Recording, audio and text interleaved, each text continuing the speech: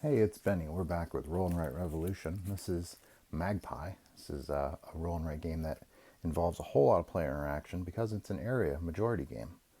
So each player is going to have two dice. On their turn, they're going to be rolling the dice, using those dice values to interact with the board in some way.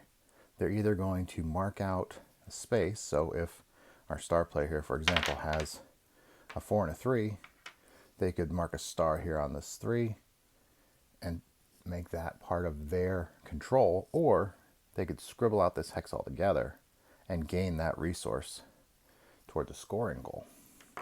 There are cards in Magpie. Each player is going to receive two cards. So just pick two cards here at random.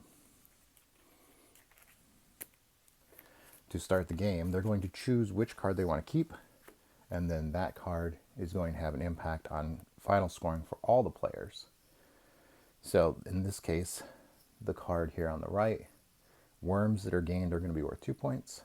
The card on the left, seeds that are gained are going to be worth 2 points. That's for all players, and these do stack. So if another player happened to also have seeds are worth 2, now seeds are going to be worth 4 amongst the players. And the shiny little gems will be worth exactly 0, because this one says 2, this one says -2. So that's something also to consider when you're playing the game. At any point, a player may mark out 2 of a matching item to set their die to any value. That can be very handy, especially playing the game where you are trying to have much more control than your opponents. So, to give you kind of a quick example here, we're going to roll all these players' dice. This does play up to 4. It also has a solo mode. We'll try to cover that here in another video for you. Alright, so we'll start here with the pink and red player. They've got a 5 and a 4. So they're going to go ahead and use their 4 to go ahead and take one of these for control. Okay, so they're going to mark a circle because that's their ability. So 1 die per turn. Now we'll move over to the triangle player. They've got a 2 and a 6. So let's say they're going to take their 6 and mark out this hex. You always have to start at the outside, and then you can work inside from any existing hex. Doesn't matter whose hex it was, as long as a hex has been marked. So that's been marked. This player has gained an egg. So we'll shade in our egg over here.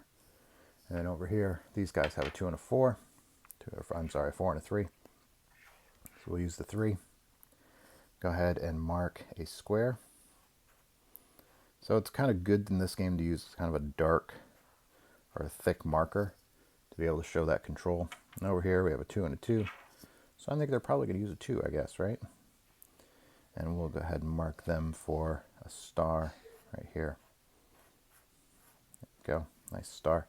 Back to our first player who has the 5 now. And the first player, remember, had the circle in 5 or in 4.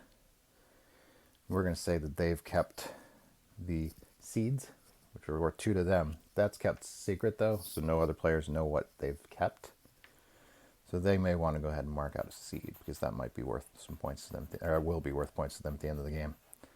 All of the things that are not shinies are going to be worth points for the players at the end of the game. So that's kind of notable when you're looking at cards. Like worms are worth points, seeds are worth points, only if people have played those cards though. This one is eggs that are supported by 2 branches. This one is 2 branches or 3 eggs, or 3 per egg. And so with branches, when you take a branch, so we'll do that here with our triangle player with the 2. We'll go ahead and have them mark out this so you can see an example. Anytime you take a stick, you're going to take 2 sticks each time you take a stick. So this person is going to have 2 sticks. And it's good to go top bottom because when you're counting eggs for support, or eggs that have to be supported, such as this card, those sticks will need to be, we'll go ahead and leave that next to this card, will need to be above the egg to show that it's been supported. And over here, the square player, they have a 4 left. So we've already got some control happening here with this circle. But maybe this player is looking at it going, you know what? I think I need some control there. So now we're working towards area majority between 2 different players. So now the round's ended. I want to roll our dice again.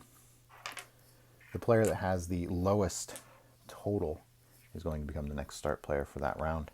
And then, of course, play proceeds until someone has either filled all of their, filled a good or a resource all the way, or the map is full. And then everybody will reveal scoring cards.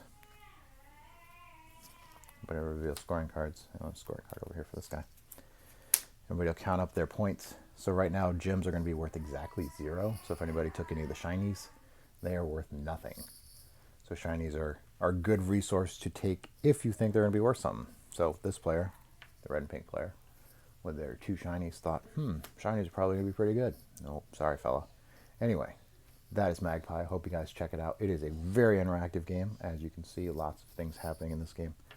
It also plays, of course, 2-player, 1-player, 3 players, up to 4. Lots of replayability. There are 9 cards that you can print, sleeve, and they do have card backs.